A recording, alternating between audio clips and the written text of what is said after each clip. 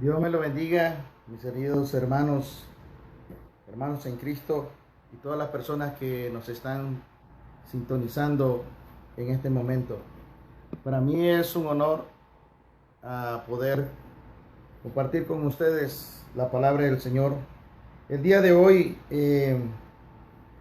quiero, la verdad, retransmitir la enseñanza del día de hoy, por lo cual vamos a recapitulizar muchas de las enseñanzas que estamos transmitiendo en el día de hoy.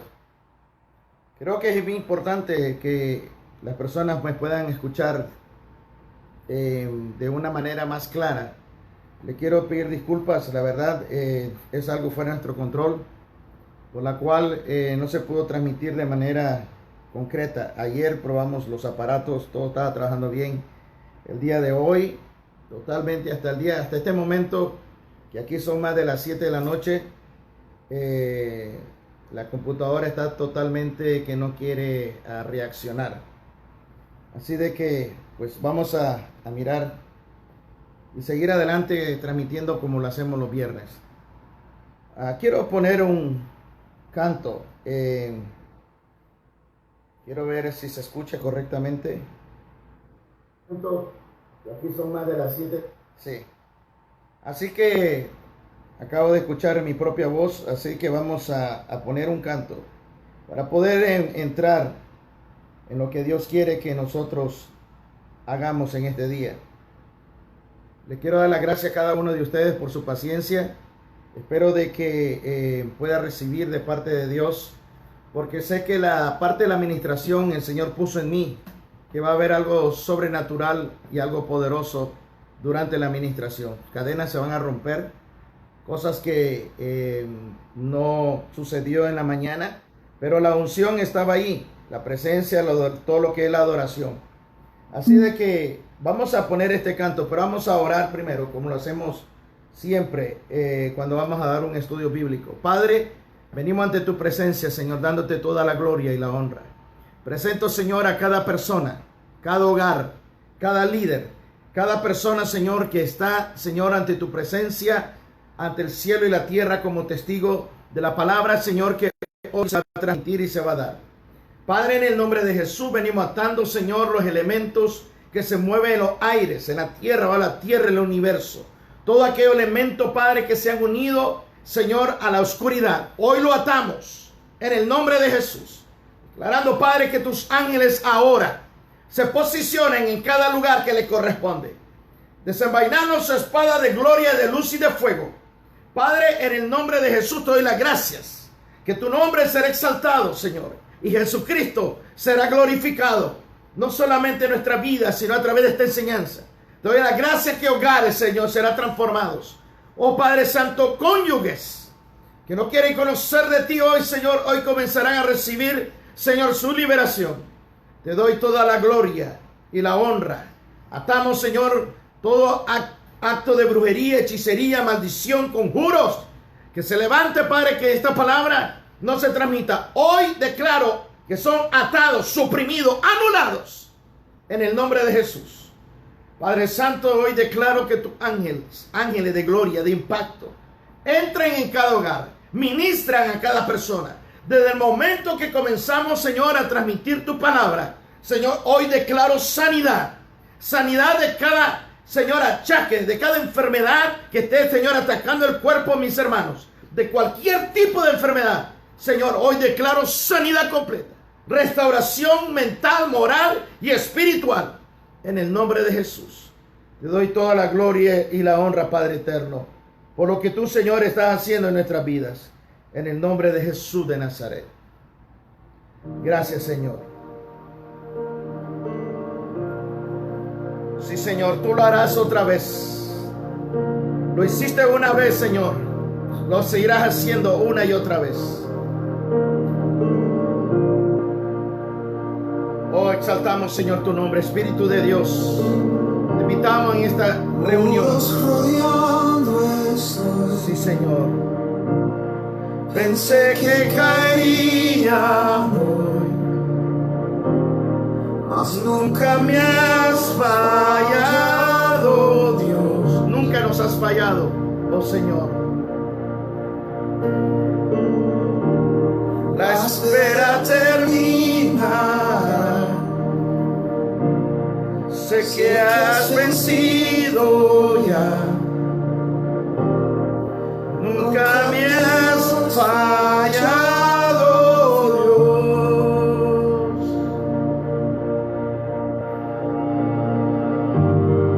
En ti confiaré, tu promesa sigue en pie. Tú eres fiel. Confiado estaré, en tus manos estaré.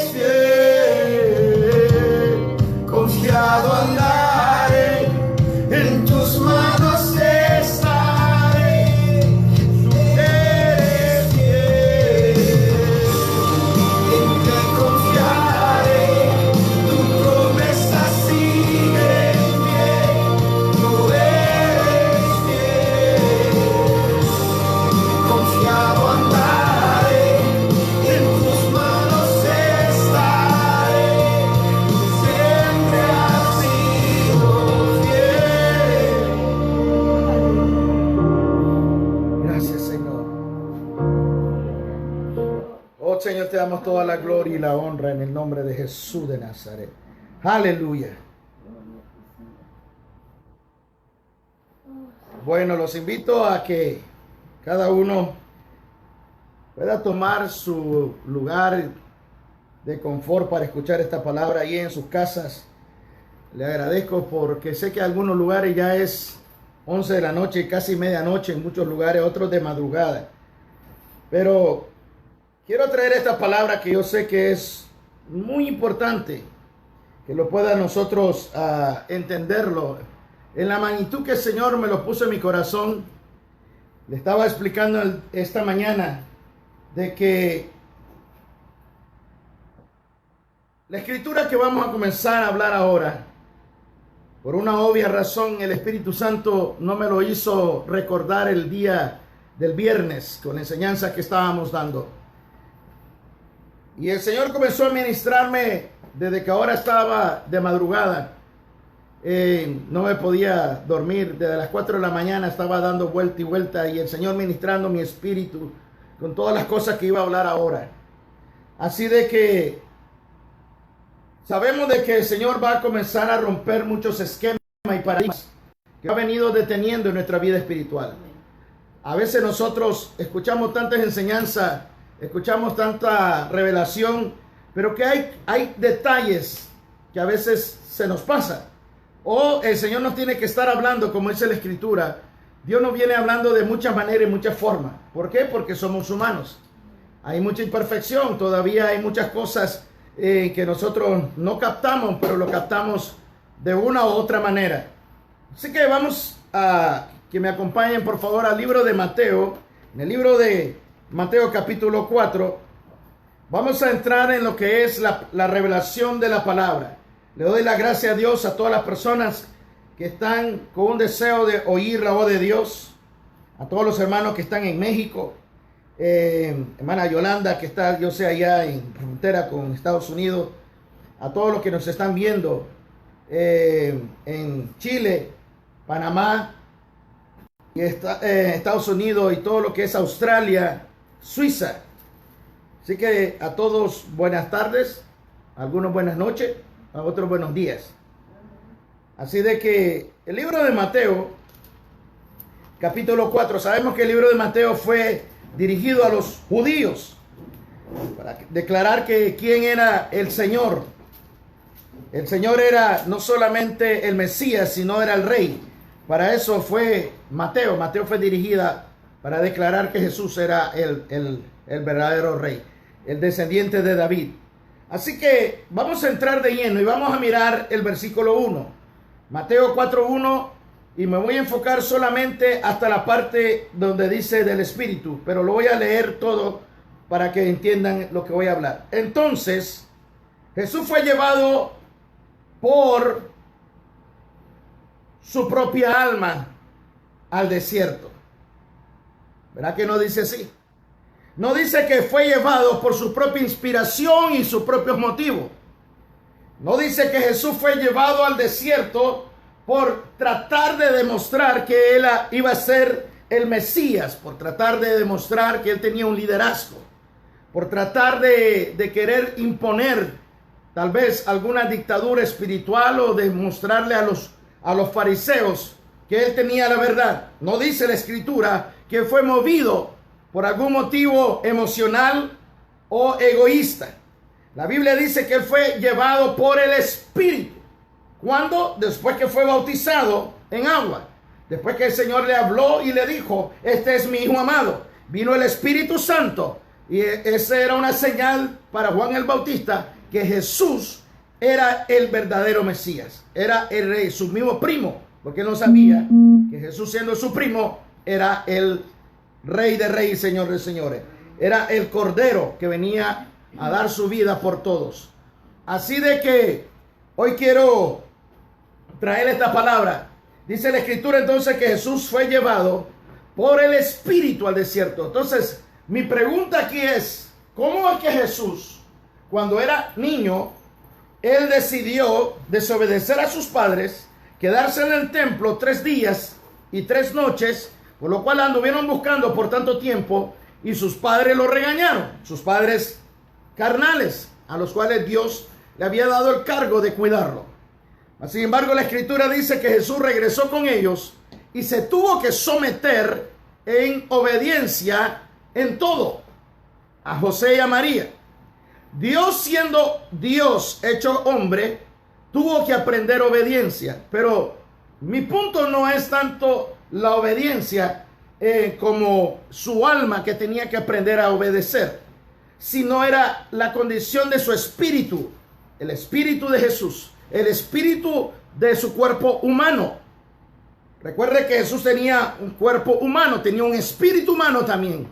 Por lo tanto, mi dilema aquí era, ¿cómo es que Jesús pudo conectar su espíritu con el espíritu del Espíritu Santo? Dice la Biblia que el Espíritu de Dios llevó a Jesús al desierto para ser tentado por el diablo.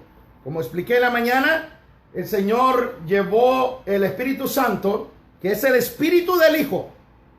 Y aquí es donde todavía me pega más, de que si el Espíritu Santo es el Espíritu del Hijo, Jesús tuvo que someterse al Espíritu Santo, que es el Espíritu del Hijo. Se tuvo que someter para aprender obediencia, para aprender a ser dirigido por su propio Espíritu, el Espíritu Santo. No sé, es un poquito complicado de explicar. Pero el Espíritu de Dios, que es Dios mismo, pero la Biblia dice que el Espíritu Santo es el Espíritu del Hijo. Entonces, Jesús, Dios hecho carne, tuvo que aprender a someterse a la guianza del Espíritu de Dios, depender de Él. Entonces, es allí donde nosotros tenemos que entender que Jesús fue llevado al desierto, pero porque donde falló Adán, donde falló el primer hombre, es donde Jesús tenía que vencer. Jesús venció en el área del espíritu, en la área del alma y en la área del cuerpo. Dijo, cuando le dijo, convierte estas piedras en pan, estaba tentándolo en la parte biológica. ¿Sí me explico? Hay tres áreas que Jesús tuvo que vencer, donde Adán no pudo vencerlo. Después que Jesús vence ese obstáculo, esa prueba, esa tentación, porque toda tentación es una prueba. Entonces nosotros no somos condenados por Dios por ser probados. El problema es no pasar la prueba, caer en la tentación. Pero aún así Dios es misericordioso con nosotros. Ahora, después que Jesús vence la tentación, pasa la prueba, lo que pasa es que ahora Jesús va de camino a la raíz que realmente, sin que nadie se diera cuenta, porque nadie nos damos cuenta, que habían dos tribus que eran los portadores, las puertas, para que todo el país de Israel cayera en una perversión. Entonces, le voy a leer el versículo 15 y el versículo 16 de Mateo 4.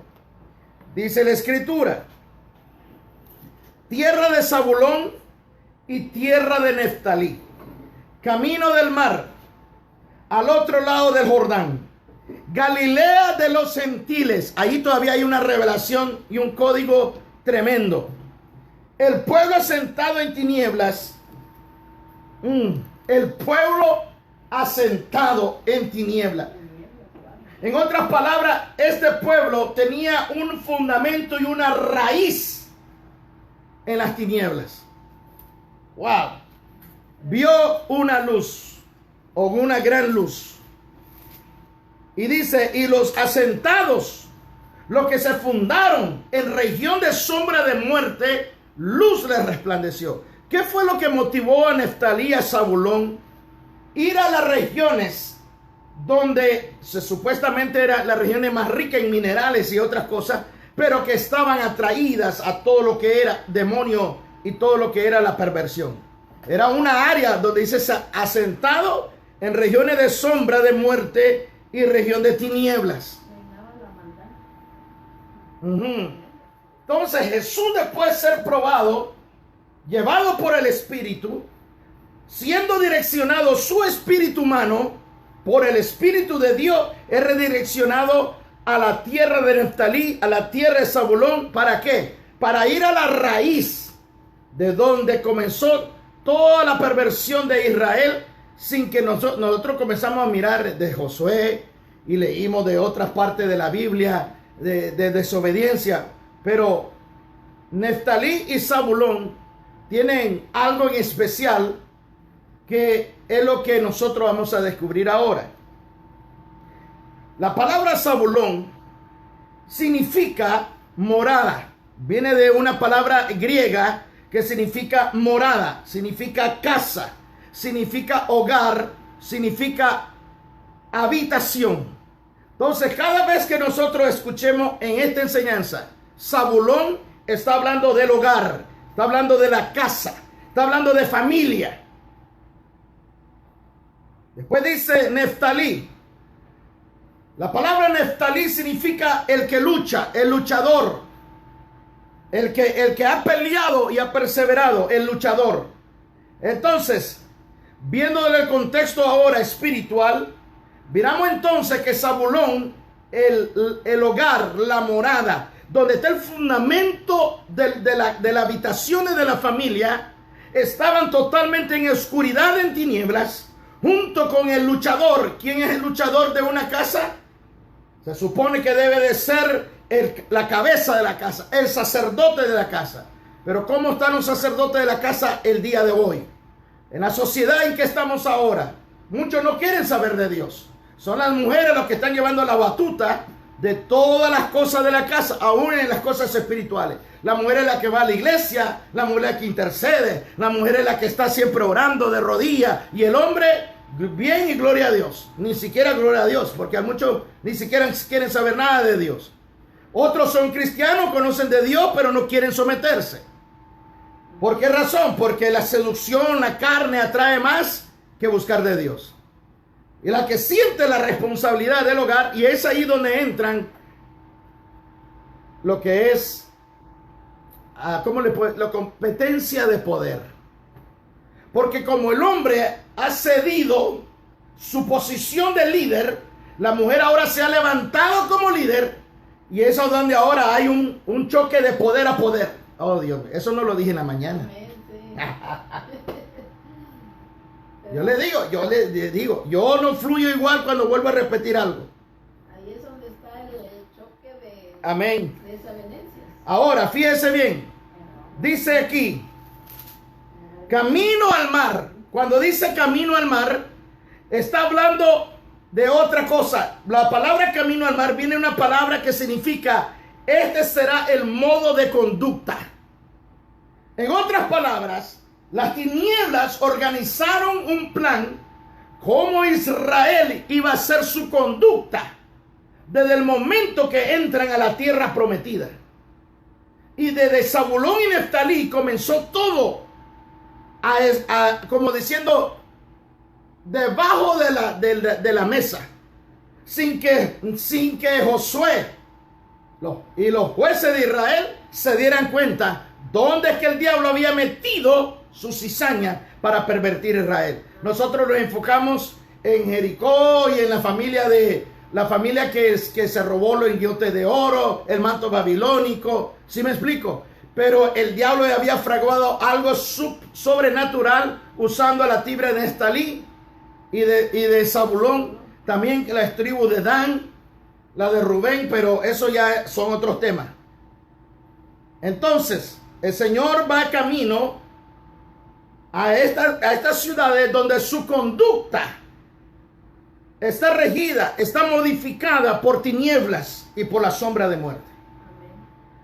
Por eso es que había, si usted lee bien, dice la Escritura, que desde el momento que Jesús llega a ese lugar y llega a la luz verdadera, a las tinieblas, dice, entonces, mire lo que dice el verso 17, desde entonces comenzó Jesús a predicar y decir, arrepentíos porque el reino de los cielos se ha acercado. Dios santo. Amén. Jesús llevó la libertad a los que estaban prisioneros. Pero algo contundente sucede aquí. Hay algo curioso que tiene que ver Neftalí y Zabulón en el monte de la maldición. Wow. Vamos a ir al libro de Deuteronomio capítulo 27. Deuteronomio capítulo 27. Y vamos a mirar cómo es que Dios sabía cuáles tribus tenían que estar en el monte de la bendición y en el monte de la maldición. La Biblia habla que en Deuteronomio 27:12, el primer monte se llamaba Gerizim. Gerizim eran las 6 tribus que estarían para recibir la bendición, y el monte Ebal, los otros 6 que van a recibir la maldición si desobedecían a Dios. ¿Por qué Dios no puso a Judá en el monte Ebal? Y lo puso en Gerizim. Wow, si Jesús es de la tribu de Judá. Wow. Así que vamos a leer algo curioso. Dice el verso 13. Y estas 6 tribus estarán sobre el monte Ebal para pronunciar la maldición. Estos 6 estarán en el monte Ebal. Estas tribus estarán en el monte Ebal para pronunciar la maldición. ¿Maldición de qué? La maldición si desobedecen a Dios. Y es algo aquí que yo quiero que todos entiendan. El diablo no es el que trae las maldiciones. Él las provoca. Pero el que las inventó, el que las declaró y las estableció fue Dios. Dios dijo, si ustedes no hacen lo que yo digo, estas maldiciones vendrán sobre ustedes. Pecados sexuales, pecado de desobediencia, pecado de robo, de usurpaciones, de todo tipo de pecado. El que asesina, y Dios comienza a dar todas las maldiciones respecto a romper su pacto. 6 tribus: Rubén, Gad, que sabemos que ahí venía lo que era Gadara, Aser, Zabulón, Dan, que era la tribu que agarraron a los nietos de Moisés y lo hicieron sacerdotes de un ídolo que ellos robaron en el camino a su posesión. Ellos robaron ese ídolo y pusieron a los nietos de Moisés como sacerdotes de un ídolo abominable. Y la tribu de Dan fue desechada, no aparece en Apocalipsis, en los 144,000. Y también está Neftalí. Pero si vamos a mirar cuál es el delito, porque la palabra Ebal significa piedra desnuda. Piedra desnuda quiere decir, piedra significa pacto, significa algo establecido perpetuo. Pero desnuda, ¿por qué? Porque no tiene cobertura. Toda persona que rompe la palabra de Dios, toda persona que transgrede la palabra de Dios, prácticamente está como diciendo, no quiero tu cobertura. Caminará sin la protección de Dios porque estará bajo maldición. Los que desobedecen. Así que en el versículo 4 dice, cuando hayas pasado el Jordán, levantarás estas piedras que yo te mando hoy en el monte Ebal y las revocarás con cal. Y ahí edificarás un altar a Jehová tu Dios, altar de piedras. No alzarás sobre ella instrumento de hierro. De piedras entera edificarás el altar de Jehová tu Dios y ofrecerás sobre él holocausto a Jehová tu Dios. Verso 8. Y escribirás muy claramente en las piedras todas las palabras de esta ley. Wow.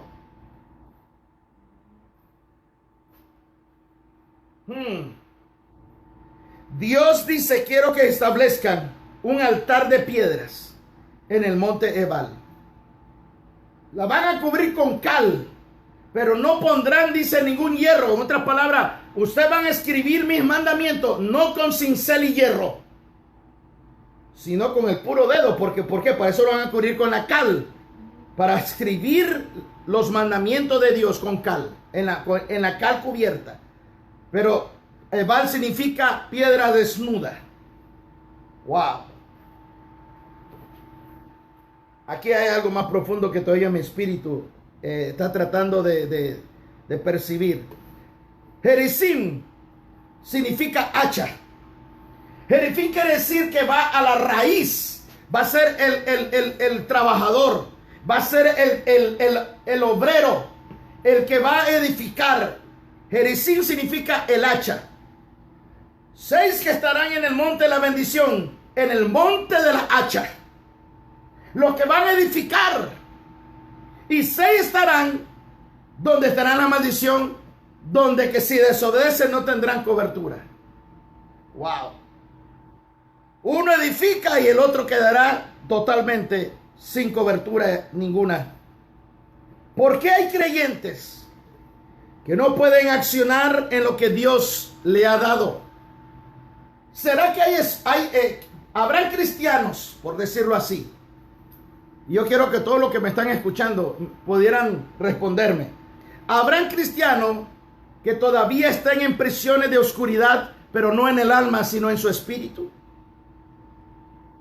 Porque el alma no es parte que nos corresponde a nosotros administrarla delante de Dios. Dios trata con nuestra alma, pero el que va a depender que nuestra alma sea modificada, tratada, transformada por la palabra de Dios y por la unción del Espíritu de Dios, dependerá de nosotros. Pero nuestro espíritu va a depender del Espíritu de Dios, no de nosotros. Nuestro espíritu tiene que ver con Dios. Y es ahí donde el diablo se ha metido y ha contaminado el espíritu del hombre mientras estábamos en las tinieblas. Entonces, habrán cristianos que su espíritu humano todavía está en cárcel de oscuridad, porque el espíritu humano es lo que le da vida al alma.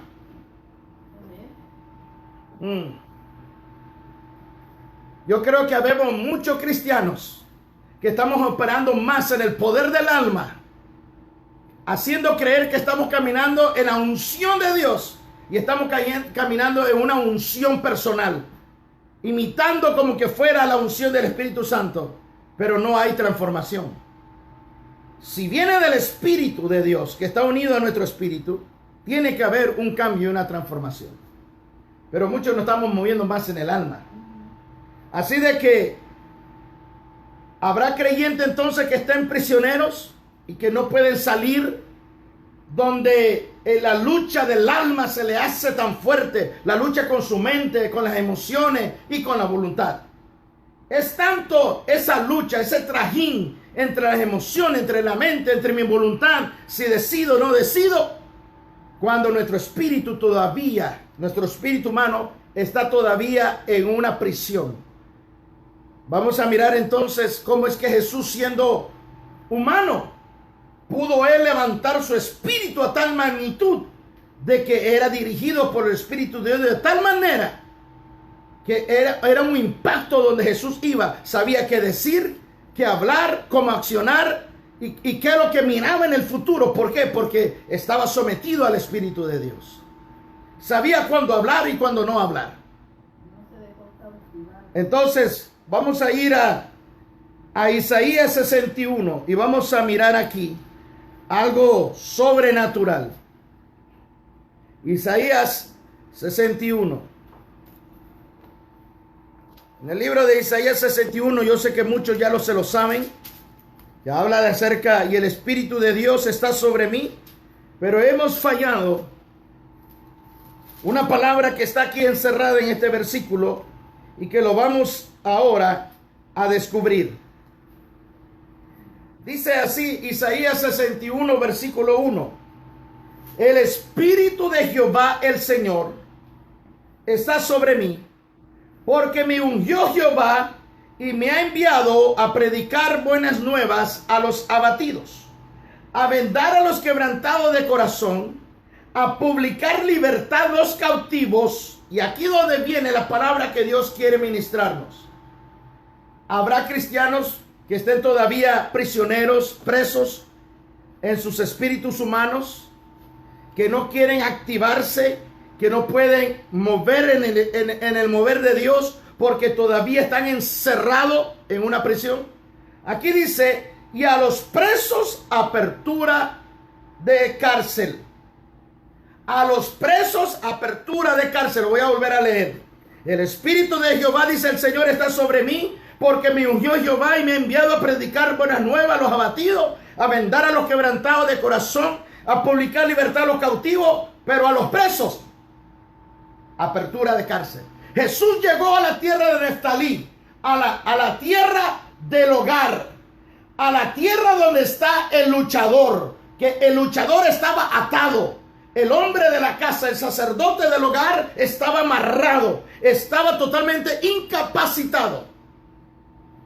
Y ahora es que viene el Señor y te dice, a ese que está preso todavía, su espíritu está prisionero, el hogar está hecho derrumbado totalmente, porque el hombre del hogar, el sacerdote, está atado. ¿Pero por qué? Porque los espíritus humanos están prisioneros. Entonces Jesús dice, pero a los prisioneros, Jesús dice, el Espíritu de Jehová está sobre mí. Y a los prisioneros dice, le vengo a hacer apertura de cárcel. Y esa palabra apertura es lo que no hemos entendido. La palabra apertura es lo que el Señor significa en el hebreo pagach. Y pagach significa remover los escombros y expander para abrir el calabozo. ¡Wow!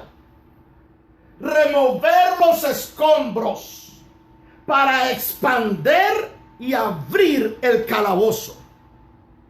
Jesús le está diciendo a la tierra de Neftalí, donde el hogar está, porque usted sabe que el fundamento de toda nación son los hogares.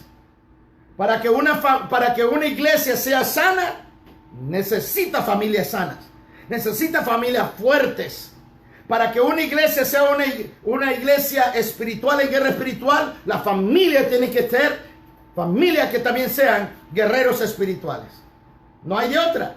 No podemos ser iglesia espiritual si la iglesia, los que componen los miembros local, no están metidos en el mismo nivel que el líder está tratando de impulsarlos. Hay algo que el Señor tiene que hacer. Hay algo que el Señor tiene que ajustar. Por lo tanto, el Señor está hablando y diciendo entonces a los presos, apertura de cárcel. Por lo tanto, el Señor está diciendo, la palabra apertura significa remover los escombros y expander y abrir el calabozo. Abrir el calabozo. Wow.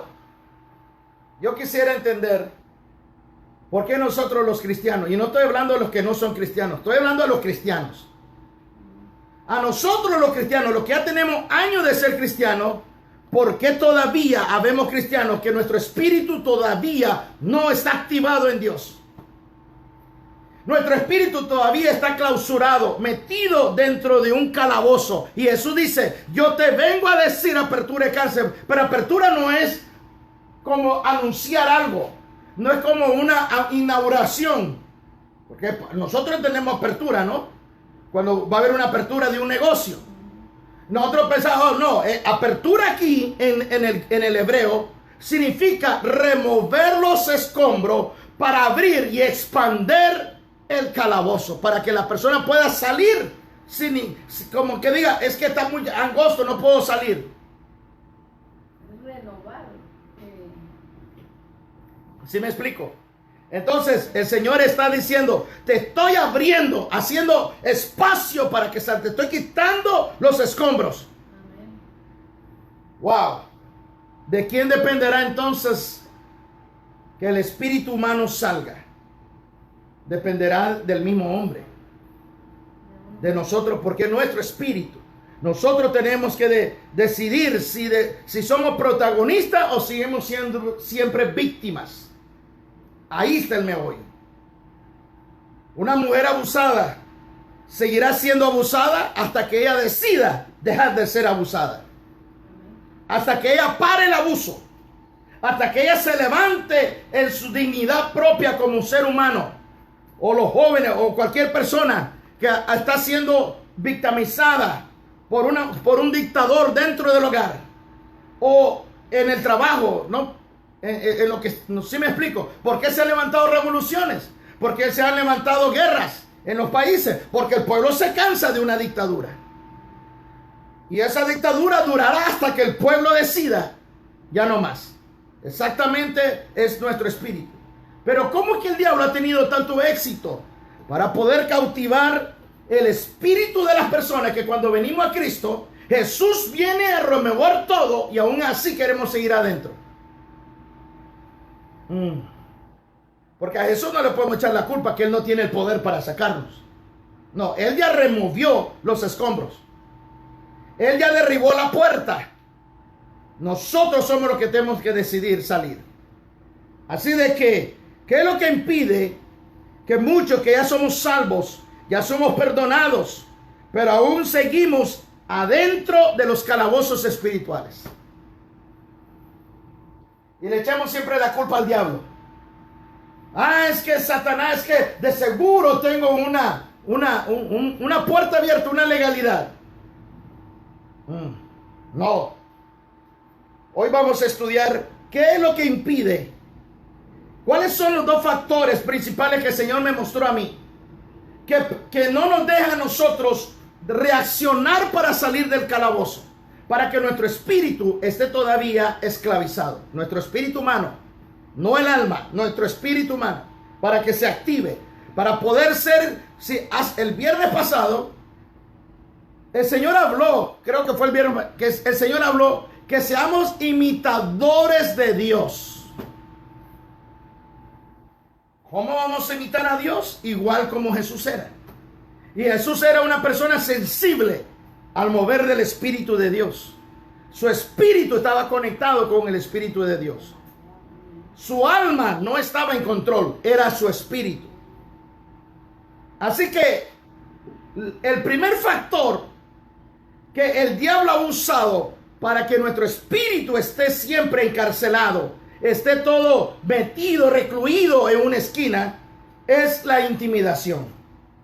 Pero la intimidación, ¿qué le da la fuerza? La baja estima. La baja estima, ¿de dónde agarra el combustible? A través de la falta de identidad que no tenemos en el reino de los cielos. Por no querer identificarnos con lo que Dios dice de nosotros, es que caemos entonces en una baja estima. Porque la baja estima tiene siempre que ver con el trauma y el pasado y el dolor. Y por lo tanto la intimidación va a tener control sobre nosotros. Número 2, la falta de control. ¿Qué es falta de control? No tener dominio propio. Voluntad que está bajo una fuerte presión de un dictador o de una, ¿cómo le puedo decir? Sí, prácticamente son dictadores. Es a uno de la potestad, los demonios que están poniendo tanto peso. Pero es para que claudiquemos, para que nosotros cedamos, para que ya tiremos la toalla y decimos, no, yo no puedo hacer guerra espiritual porque es muy fuerte la guerra. Comienzo a hacer guerra espiritual y como el diablo me ataca con mis hijos, mi familia, la finanza, mi salud. No, esto no me... Dios no está levantando gente cobarde. Pero eso es porque el espíritu de esa persona todavía está atada. Todavía está en un calabozo. Porque eso no es el espíritu de Cristo. Eso no es imitar a Jesús.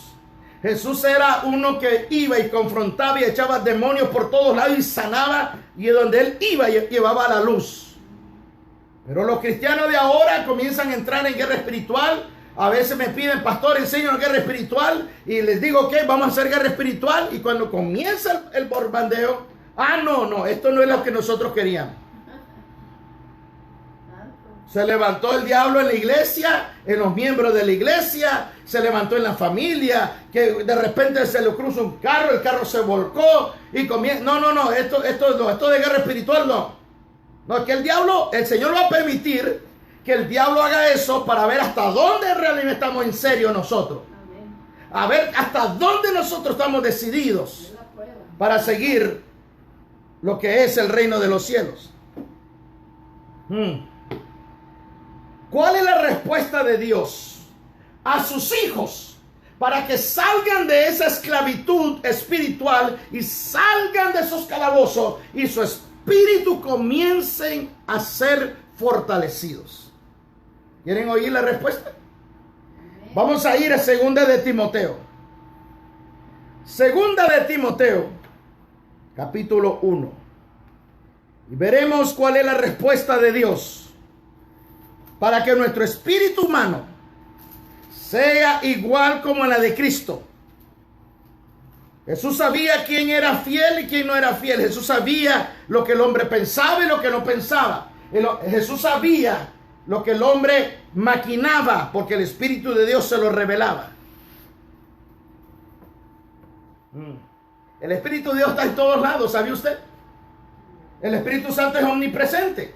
Él sabe, Él oye el mover de las patas de una hormiga al otro lado del mundo, como Él siente el mover de un pequeño pescado que está naciendo. El Espíritu de Dios puede sentir el mover de un meteorito que esté a millones de años luz de la Tierra, como el palpitar de un embrión en el vientre de una madre. El Espíritu Santo está en todos lados. Él lo llena todo. Wow. Pero es la persona que menos tenemos contacto. Es la persona que menos tenemos comunión y en la que menos conocemos. Y era la persona que Jesús más dependió para vivir su vida terrenal. Wow. ¿Cuál es la respuesta de Dios para nosotros? Vamos a ir a 2 de Timoteo capítulo 1 y vamos a leer el versículo 7. 1:7. Nosotros hemos leído este versículo una y otra vez y otra vez y otra vez y otra vez. Le hemos leído tantas veces. Yo lo he leído tantas veces, pero el día que el Señor me estaba dando esta enseñanza, la verdad me estaba haciendo una revolución cuando el Espíritu de Dios me hace meterme, investigar qué significa conforme al original. 1:7 dice, ya le hemos leído tanto, porque Dios no nos ha dado. Porque Dios no nos ha dado. La palabra no nos ha dado es algo que ya se realizó. No es algo que va a suceder. Todo cristiano tiene que entender que ya lo tiene. Dios santo. Todo hijo de Dios que dice Abba Padre no puede tener otro espíritu. Tiene que tener el espíritu del Hijo para decir Abba Padre. Wow. Porque no nos ha dado Dios, la fuente de todo, el que nos construyó, el que nos formó en el vientre de nuestra madre, el que formó a Adán. Él sabía cómo Adán estaba alambrado, cada nervio, él nos conoce bien. Él sabía qué darnos para que nuestro espíritu pueda levantarse, para ser como su Hijo. Dice la Biblia, porque no nos ha dado Dios espíritu de cobardía. ¿Dónde va el espíritu? ¿Dónde va el espíritu de Dios? ¿A qué parte de nuestro ser va el espíritu de Dios? ¿Al alma? ¿A la carne? ¿O al espíritu humano? Va al espíritu humano. Pero nuestro espíritu humano tiene varias secciones, como el alma tiene mente, emoción y voluntad. El espíritu humano tiene 5 áreas, que no me acuerdo ahorita de las 5. Pero el espíritu humano tiene comunión, intimidad, intuición y otras 2 que ahorita no me acuerdo. Pero esas son las más principales. Entonces, el espíritu de Dios viene al espíritu del hombre. ¿Dónde es que el hombre, el cristiano, nace de nuevo? ¿Dónde nace de nuevo? ¿En el alma o en el espíritu? Es en el espíritu. Cuando Dios le dijo a Adán, el día que comas de este fruto morirás, la palabra morir significa separación. Estarás separado de mí. Eso significa muerte, eso significa ir al infierno, estar separado de Dios. Entonces, cuando nosotros aceptamos a Jesús como Señor y Salvador, el Espíritu de Dios viene a nuestro espíritu y vuelve a hacer la conexión de lo que se había cortado. La brecha que se abrió se vuelve a cerrar y ahora nosotros tenemos comunión con Dios.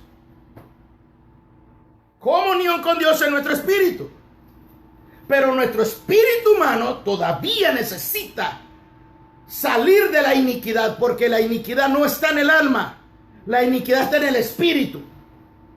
Lo que el diablo le mete de herencia al espíritu del hombre. De donde Dios dijo: pondré una amistad entre tu simiente y la simiente de ella, le dijo a la serpiente y a la mujer.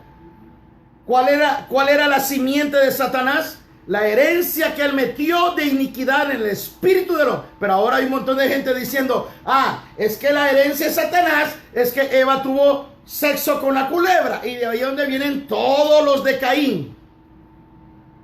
Toda la gente que es mala y perversa vienen porque son hijos de los reptilianos.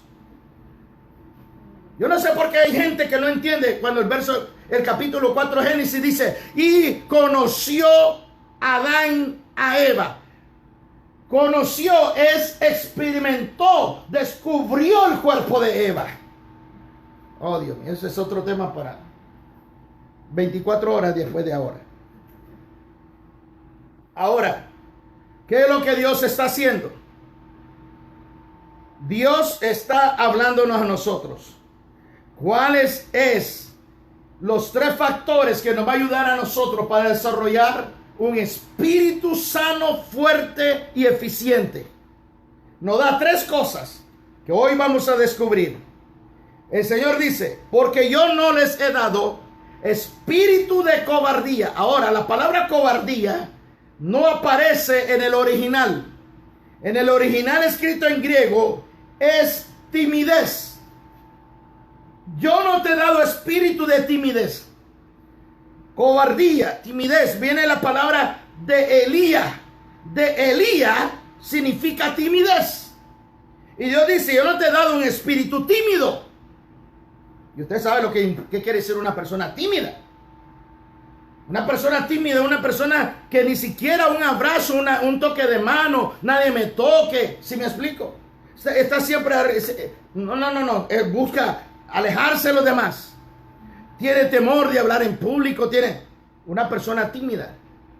Y Dios dice: yo no te he dado ese espíritu, pero te doy la solución para que rompas con eso.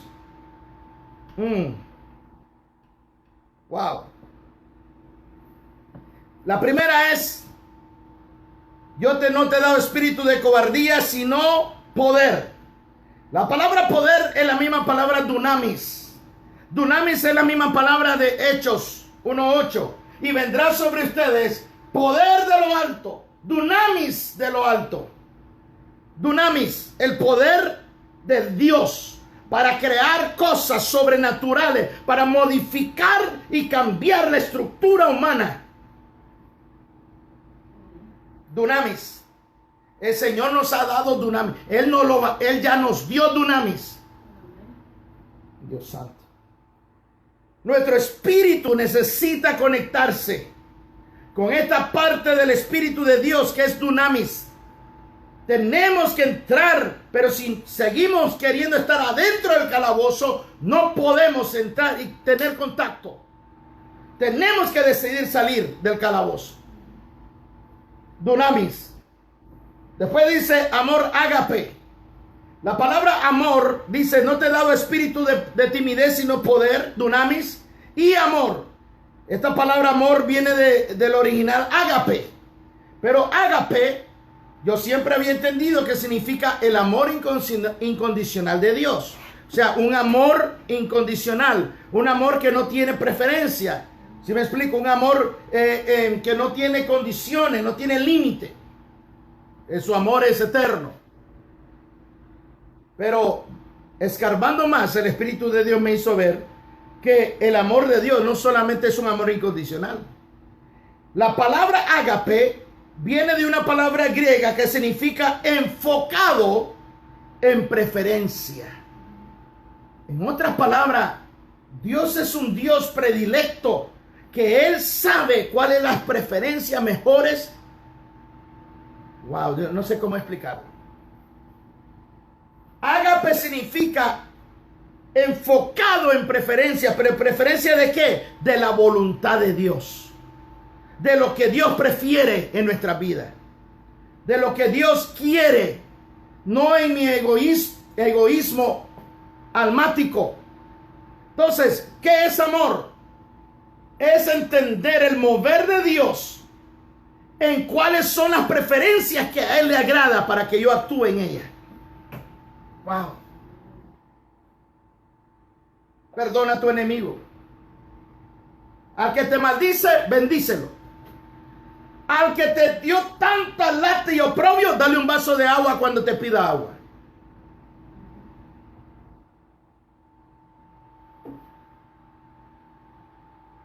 Enfocado en preferencias. ¿Pero qué preferencias? ¿A qué es lo que Dios prefiere? Y es aquí donde todo va a conjugar. Dice, yo no te he dado espíritu de timidez, sino espíritu de dunamis, sino también algo que te enfoca en las preferencias de Dios en tu vida. Pero también dice en dominio propio. Y es aquí donde Dios, la verdad, nos lleva a otro nivel. La palabra dominio propio viene de la palabra sofronismos. Y sofronismo significa disciplina propia en prudencia. Pero, ¿qué es prudencia? La palabra prudencia aquí metido en esta palabra significa comportamiento que encaja en la situación. Wow. Comportamiento que encaja en la situación. En otras palabras, te voy a dar a ti dunamis, poder de lo alto, para que puedas también estar enfocado en preferencias que vienen del cielo, para que te puedas entonces comportarte de la manera en que vas encajando en las situaciones terrenales de la vida. Wow. Los que estudian teología, los teólogos, lo encerraron en una palabra de un contexto que se lo voy a leer, que significa dominio propio y prudencia juntos. Sofronismos. Ellos los pusieron y me gustó mucho el significado. Significa comportamiento caracterizado por una mentalidad segura y sensata que revela como apropiado y correcto en determinada situación la voluntad de Dios. En otras palabras, ¿qué es dominio propio? Que cuando estemos en una situación dramática, apremiante, con una mente segura y sensata, vamos a revelar lo que es correcto, sabiendo cómo actuar con la voluntad de Dios, no en mi reacción carnal, no mi reacción almática, sino como Dios quiere, porque tengo su poder dunamis y tengo las preferencias de Dios, que es su amor. Dios santo.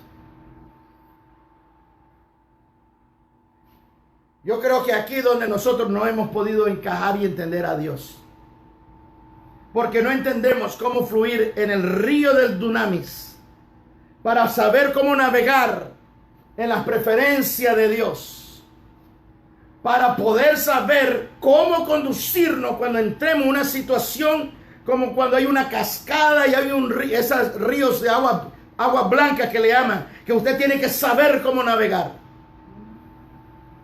Ahí ya tiene que tener habilidades, prudencia y dominio propio. Dios santo. Yo quisiera, siento hasta ya cortarlo, ya yo sé que Dios ha hablado tanto, pero tengo que seguir.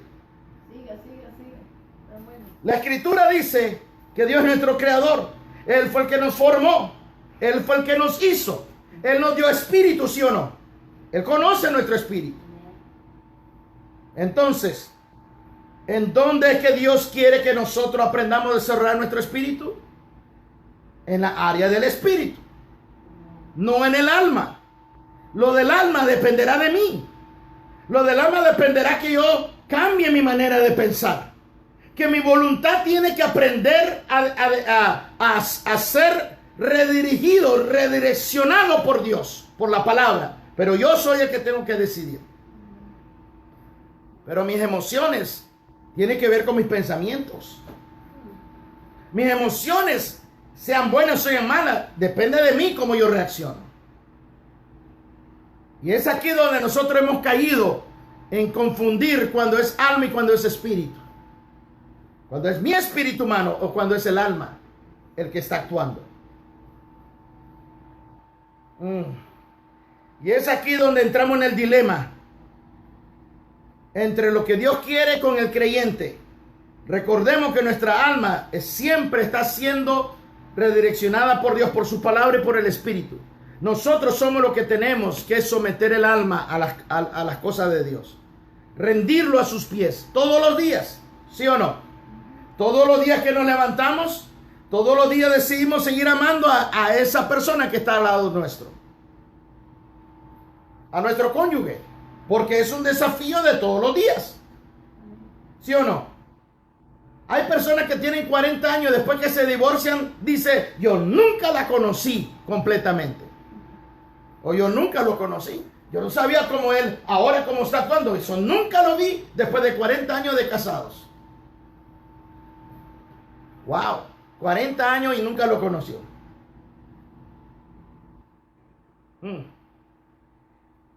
La mente, la emoción y la voluntad es un trabajo nuestro. Pero el espíritu, nuestro espíritu, tiene que ser tratado en el área del espíritu. La comunión, la intuición y la comunión con Dios. ¿Cómo es que Satanás intimida el espíritu humano? ¿Cómo es que el diablo ha tenido tanto éxito para poder sucumbir nuestro espíritu a un estado de tenerlo tan intimidado? Entonces voy a tener que explicarlo a través de la escritura. Una de las maneras que el diablo usa para poder intimidar nuestro espíritu es a través de intimidación por la fuerza. Ustedes saben lo que estamos en la escuela, cómo es que el bullying, el acoso que nos daban en la escuela, a muchos intimidó, a muchos quedaron traumados. Niños de ahora se quitan la vida por el bullying. Niños de 8, 10 años se ahorcan porque no soportan el acoso dentro de la misma escuela.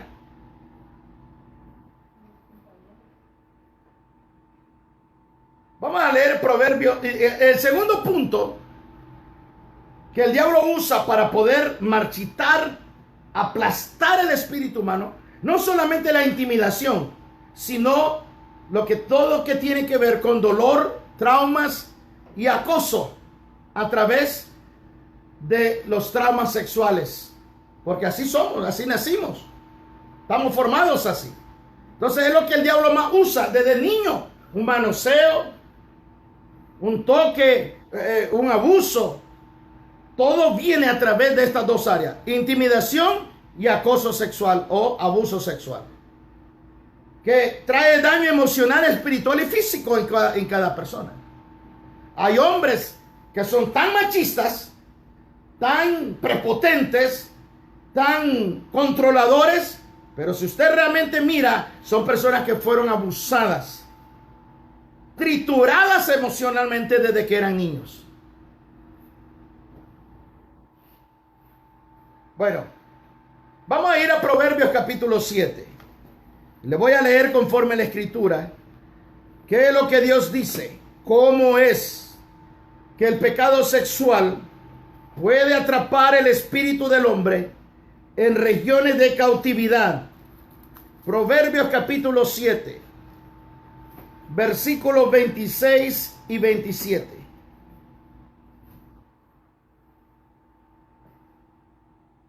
Wow. Espero que todavía se esté escuchando bien la enseñanza, que no se haya bajado el volumen. Yo generalmente uso estos aparatos los viernes y no los domingos, y no lo había cargado suficiente. Proverbios capítulo 7. Espero que alguien me pueda decir que si todavía se escucha bien. Proverbios capítulo 7, versículos 26 y 27. Mire lo que dice la escritura. El capítulo 7 está hablando acerca de cómo el hombre cae en los enredos de los lazos de una prostituta. Está hablando acerca de los pecados sexuales, los pecados de la fornicación y